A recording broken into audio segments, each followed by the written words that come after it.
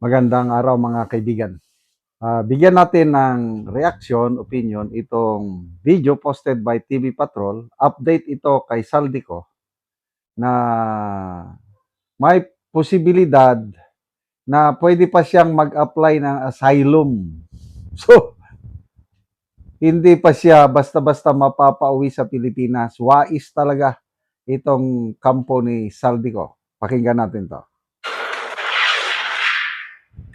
Nahuli na si Zaldico. Ito ang bungad ng anunsyo ni Pangulong Ferdinand Marcos Jr. sa kanyang mga social media account Huwebes ng gabi. Anya, nakadetene ang dating mambabatas sa Prague na kabisera ng Czech Republic dahil sa kawalan ng tamang dokumento at nasa kustudiya na rin siya ng Czech authorities.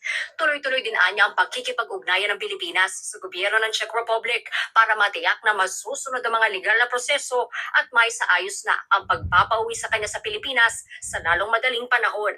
Sa isang update, Biyernes ng umaga, sinabi ng Pangulo na hinarang siko sa German border mula Czech Republic. Hindi umano siya pinayagang makatawid sa Germany, kaya ibinalik siya sa Czech authorities.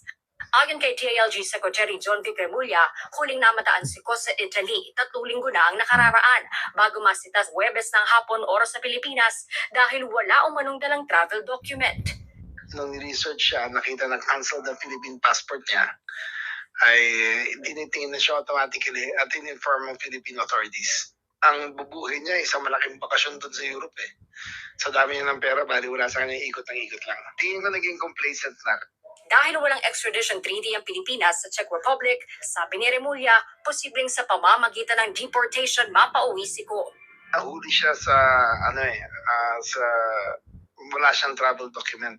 So officially, he is an unwanted alien na pwede siyang ma-deport. Pero para sa isang eksperto, may posibilidad din na mag-apply siko ng political asylum, gaya ni dating presidential spokesperson Harry Roque at ng dating mambabatas na si Arnulfo Teves Jr.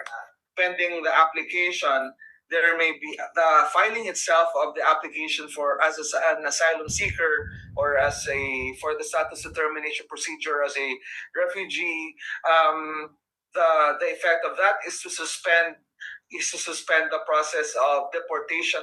Sabi pa ni Remulla, ang Department of Foreign Affairs na ang namumuno sa koordinasyon sa Czech authorities, kasama ang Philippine military at police attaché sa ibang bansa.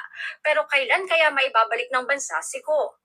Siguro in as little as 1 week, pero as long as 3 weeks, depende yan sa DFA. Oras na mapauwi siko sa Pilipinas, agad umano siyang dadalhin sa Camp Crame sa Quezon City para sumailalim sa booking procedures gaya ng medical examination, fingerprinting at pagkuha ng mugshots.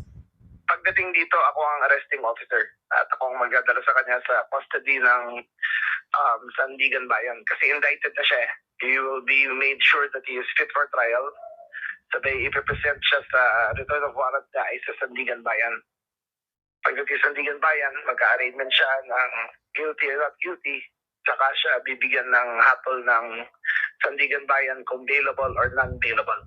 November 2025, nang maglabas ng arrest warrant ang Sandigan Bayan laban kay Ko, kaugnay ng malversation at graft charges sa umunoy maanumalyang 289 million peso flood control project sa Oriental Mindoro.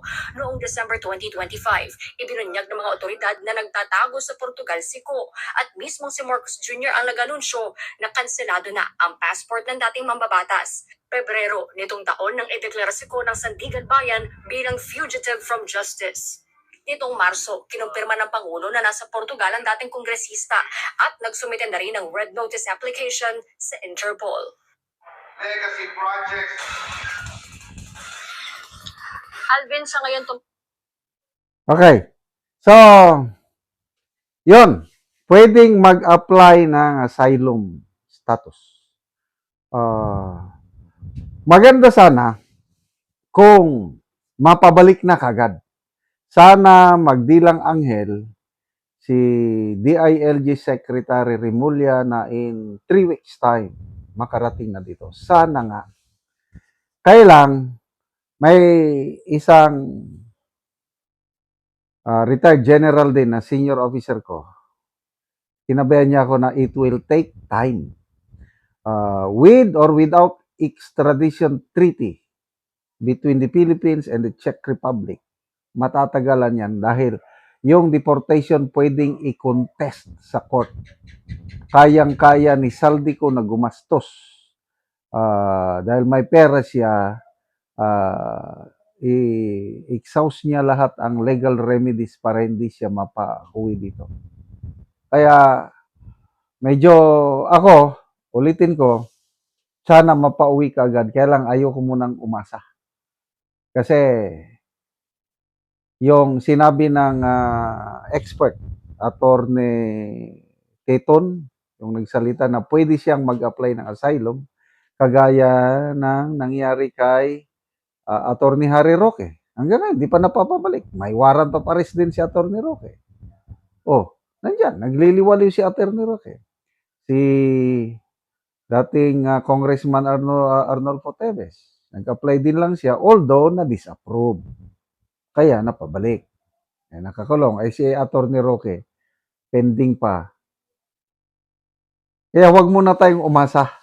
Dahil ako naniniwala, wais itong si Saldico. Gagawin niya lahat ang paraan para hindi siya makabalik. Kaya lang, kung mapabalik siya, humanda rin yung mga kasama niya, yung kapwa niya masterminds, dahil posibleng ikakanta niya sila pag nakabalik dito. At sinasabi rin ng Makabayan Black na pag makabalik si Saldico dito, pwede na ulit silang magsampa ng impeachment case laban kay Pangulong Marcos at ang testigo nila si Saldico. Kaya huwag mo nang umasa ang administrasyong ito na checkmate nyo na checkmate o natalo nyo na si Saldico. Lalaban at lalaban niya ng kasabihan niya, bakit ako lang? Lintek lang, walang ganti. Kung magdusa rin kayo. So, good luck. Sana makauwi na kagad para hindi pa pala sigurado kung ma-detain siya o hindi kaya i-determine pa. But I'm sure, pag makabalik dito yan, I'm sure non-bailable yung offense niya.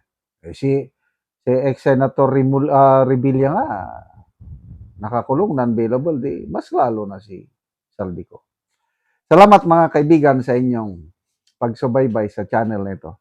Nakakatulong kayo ng malaki sa tribong Talandig ng Bukidnon dahil ang sweldo natin sa channel na ito is pantulong sa tribo. Namimigay tayo ng libreng yero at pako para makapagpatayo sila ng mas maayos na tirahan. Panoorin nyo ang video na ito. Siyang natagaan og yero. Sponsor aning team og daghang pasag blessings nga mabot sa iyang pamilya ug sa iyang mga alalay nga nagsakripisyo sa pag atag ani nga sin. Daghang salamat sa tanan. Og karon mo na ni si kuya ang natagaan og yero. So mo na ni ang iyang balay. Og mo na ni ang iyang atupan nga iyang balay karon. So pila na ni katuig ya ang imong balay nga wala gid ka nakaatop. Pila na ni katuig pag tukod nimo? 5. 5 na katuig. Nga naman nga wala ka nakakuang gyud, walay budget. Short